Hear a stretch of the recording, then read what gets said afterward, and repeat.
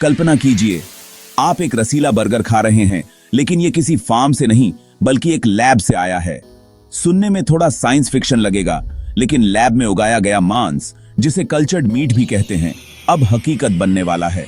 और तो और, ये हमारे खाने के तरीके को पूरी तरह से बदल सकता है।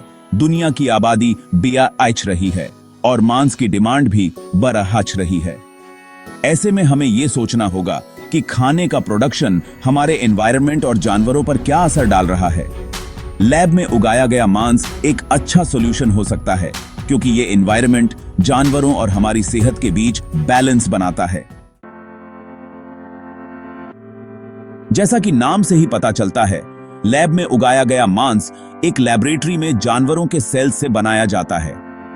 यह तरीका ट्रेडिशनल मांस उत्पादन से बिल्कुल अलग है, क्योंकि इसमें जानवरों को पालने और काटने की जरूरत नहीं होती।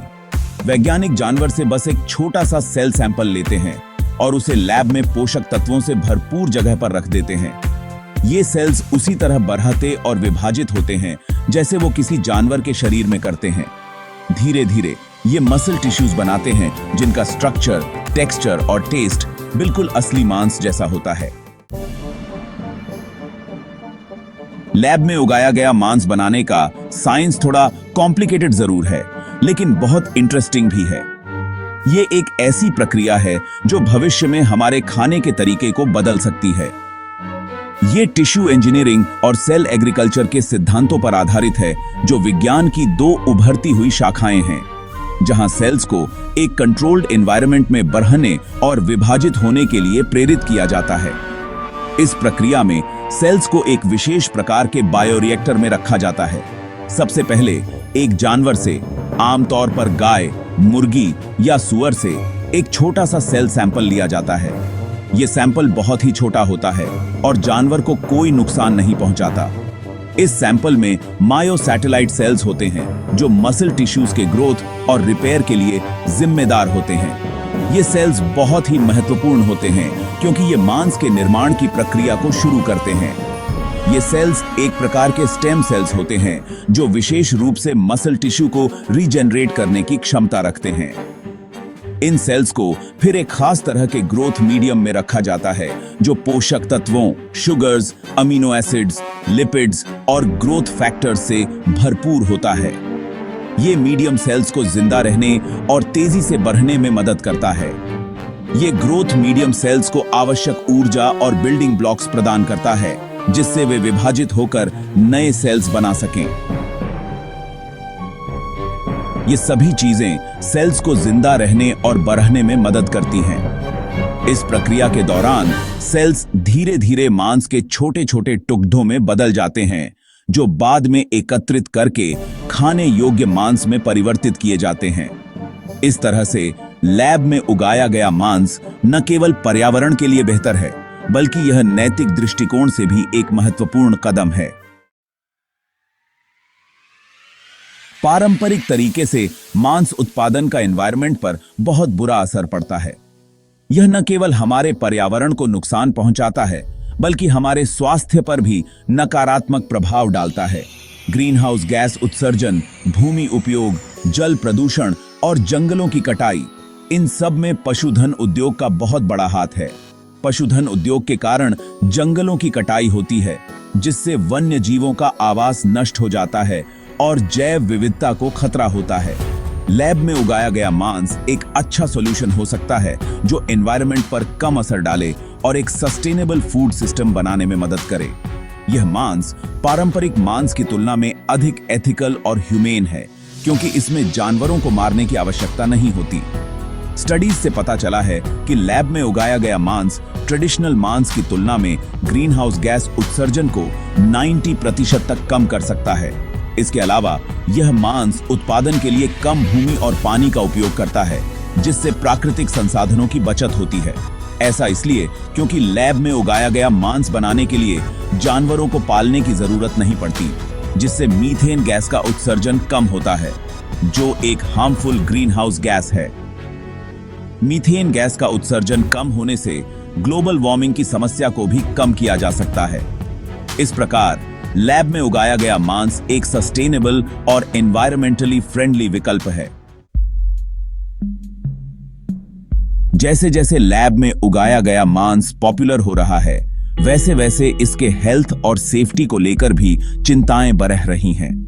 कई लोग इस नए फूड सोर्स की सेफ्टी पर सवाल उठा सकते हैं, क्योंकि यह एक नई तकनीक है और इसके बारे में अभी बहुत कुछ जानना बाकी है। कुछ लोगों को इस नए फूड सोर्स की सेफ्टी पर सवाल उठा सकते हैं। वे सोचते हैं कि क्या यह मांस पारंपरिक मांस जितना ही सुरक्षित है और क्या इसके कोई अनफोर्सीन हेल्थ रिस्क्स हो सकते हैं। यह समझना जरूरी है कि लैब में उगाया गया मांस अभी भी एकदम नया है और इसके लॉन्ग टर्म इफेक्ट्स का अभी पूरी तरह से पता नहीं चल पाया है। हालांकि शुरुआती रिसर्च और एक्सपर्ट्स का मानना है कि लैब में उगाया गया मांस खाने के लिए सेफ है। कई स्टडीज ने यह दिखाया है कि यह मांस न्यूट्रिशनल वैल्यू में पारंपरिक मांस के बराबर है। हालांकि शुरुआती रिसर्च और एक्सपर्ट्स का मानना है कि लैब में उगाया गया मांस खाने के लिए सेफ है। इसके अलावा यह मांस बनाने की प्रक्रिया में कई सेफ्टी प्रोटोकॉल्स का पालन किया जाता है। चूंकि लैब में उगाया गया मांस एक कंट्रोल्ड एनवायरनमेंट में बनाया जाता है, इसलिए इसके दूषित होने का खतरा बहुत कम होता है। हर स्टेप पर हाइजीन स्टैंडर्ड्स का कड़ाई से पालन किया जाता है, जिससे कंटेमिनेशन का खतरा लगभग न के बराबर हो जाता है। पारंपरिक मांस उत्पादन में फूड जनित बीमारियों जैसे साल्मोनेला और ई. कोली का खतरा रहता है, जो जानवरों से मनुष्यों में फैल सकते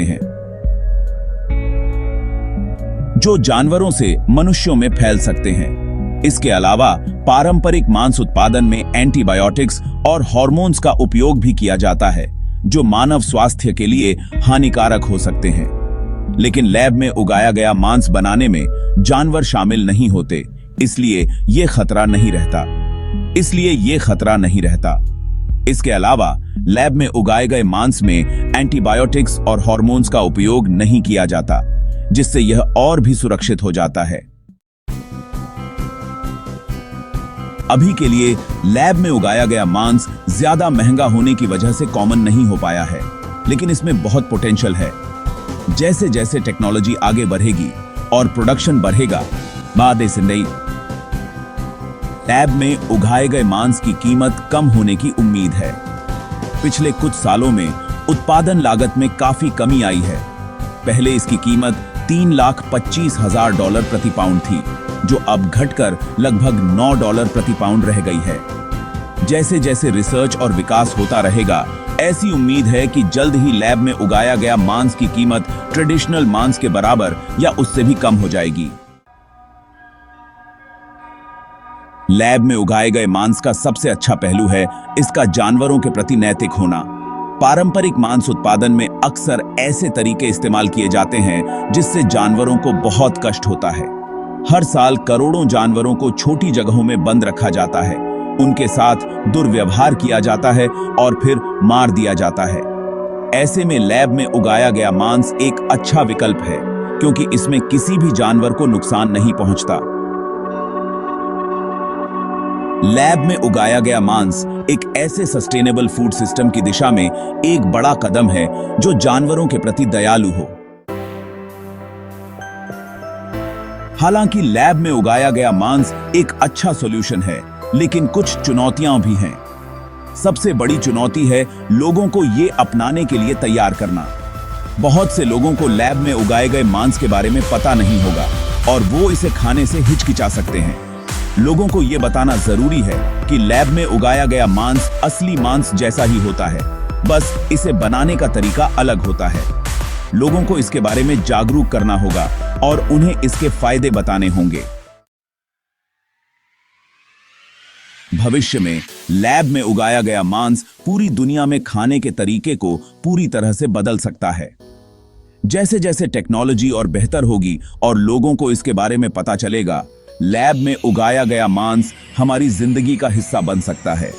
ये हमारे खाने के तरीके को बदल देगा और एक सस्टेनेबल और एथिकल फूड सिस्टम बनाने में मदद करेगा।